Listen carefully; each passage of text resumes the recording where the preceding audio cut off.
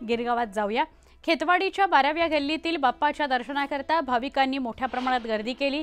गणरायाची प्रतिष्ठापना सकाळीच पार पडली। बाप्पाच्या दर्शनाकरता भक्तगण आतुर झालेले आहेत। बाप्पाची सुंदर रेखीव अशी मूर्ती बघून भाविकांना बाप्पाच्या सौंदर्याची भुरळच पडतीये। त्याचप्रमाणे देखाव्यासाठी श्रीराम आणि हनुमानाची भव्य मूर्ती साकारण्यात आलेली आहे।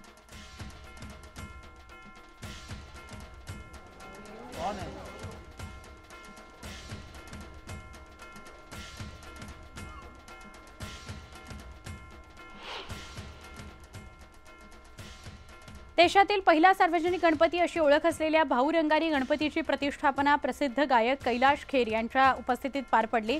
भाऊरंगारी गणपतीचा उत्सव प्रमुख पुनीत बालन यांच्या हस्ते सी प्राणप्रतिष्ठा करण्यात आली। भाऊरंगारी गणपतीचे यंदाचे 133वे वर्ष आहे। भाऊरंगारी या कल्पनेतून ही मूर्ती साकारण्यात आलेली आहे।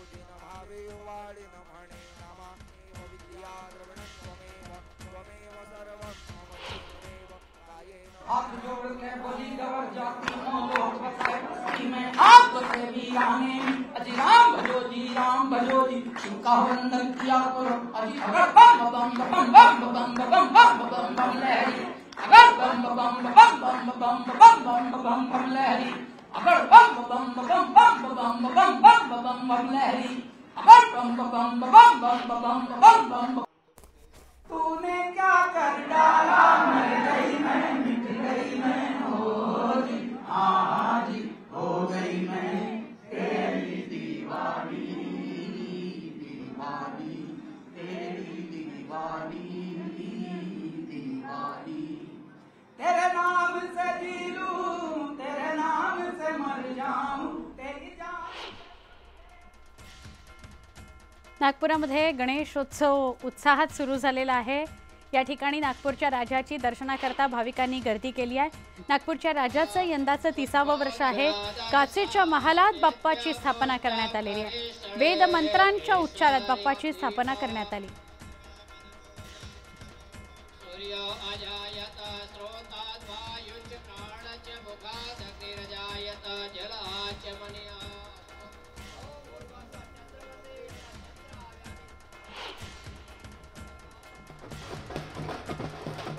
नाशिकमध्ये गणेशोत्सवाचा उत्साह बघायला मिळतोय। सकाळपासून बाप्पाला घरी घेऊन जाण्याकरता नागरिकांची गर्दी आहे।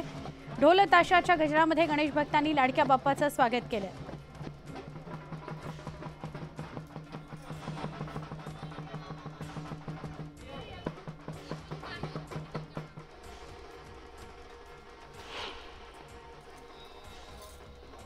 दर्शन घ्यायला आता कोकणात जाऊया।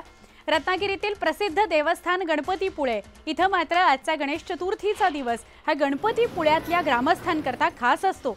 त्याचं कारण सुद्धा तसंच आहे। या दिवशी पंचक्रोशीतील ग्रामस्थांना श्रींच्या गाभाऱ्यात जाऊन स्वहस्ते श्रींची पूजा करून दर्शन घेता येतं। आजचा दिवस सोडला तर वर्षभर गाभाऱ्या बाहेरूनच दर्शन घ्यावं लागतं। तसंच गणपतीमुळे आणि बाजूच्या 5 गावात पूर्वांपार घरांमध्ये गणपती न आणण्याची प्रथा आहे।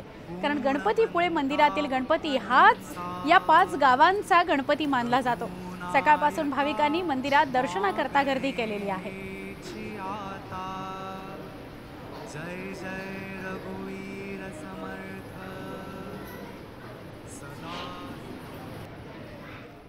तळकोकणात घरोघरी गणपती बाप्पांचं आगमन झालेलं आहे। घरोघरी आपल्या लाडक्या बाप्पाला वाजत गाजत घरी आणलं गेलंय। त्याची विधिवत पूजा अर्चना केली गेली आहे।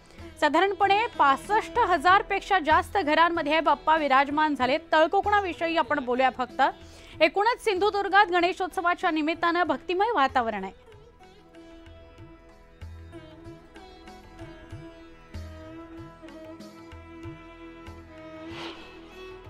लाडक्या बाप्पाचं आगमन झाल्यानंतर जर आपण पाहिलं तर सिंधुदुर्ग जिल्ह्यात ठिकठिकाणी गणेश मूर्त्या ज्या आहेत त्या बसविण्यात आल्या आणि त्यांची प्राणप्रतिष्ठापना जी आहे ती करण्यात आलेली आहे।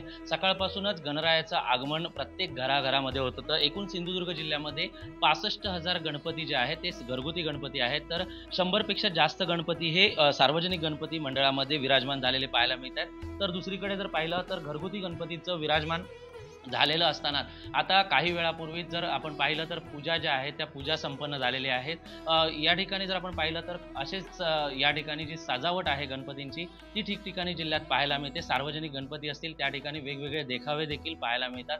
सिंधुदुर्ग जिल्ह्यात असंच काहीसं वातावरण रत्नागिरी असेल किंवा रायगड असेल त्याचप्रमाणे पश्चिम महाराष्ट्रात देखील अशाच पद्धतीचं वातावरण जे आहे ते गणरायाचं भक्तिमय वातावरण संपूर्ण जिल्ह्यात तसेच या ठिकाणी कोकणात पाहायला मिळत आहे. जर आपण या ठिकाणी पाहिलं तर ही जी पूजा आहे ही पूजा झालेली आहे या ठिकाणी आणि या ठिकाणी ही जी माती असते ही माती सजवण्यासाठी रानफुलांचा वापर केला जातो आणि हीच रानफुलं अगदी 10 दिवस म्हणजे गणपतीची जोपर्यंत विसर्जन होत नाही तोपर्यंत या ठिकाणी गणपतीच्या डोक्यावर अशाच पद्धतीत ठेवण्यात येतात. त्याचप्रमाणे गणपतीला वेगवेगळ्या फळांची फुलांची आरास जी असते ती देखील ठेवली जाते. त्याचप्रमाणे विधिवत पूजा करून गणरायाचं जे आगमन झालेलं आहे हे सिंधुदुर्गात आता आपल्याला पाहायला मिळत आहे. त्यामुळे सिंधुदुर्ग जिल्ह्यातील वातावरण जे आहे ते काहीसं भक्तिमय झालेलं पाहायला मिळत आहे आणि जर आपण पाहिलं तर हीच परिस्थिती सिंधुदुर्ग, रत्नागिरी, रायगड त्याचप्रमाणे कोकणातील प्रत्येक घराघरात अशाच पद्धतीचं जे भक्तिमय वातावरण आहे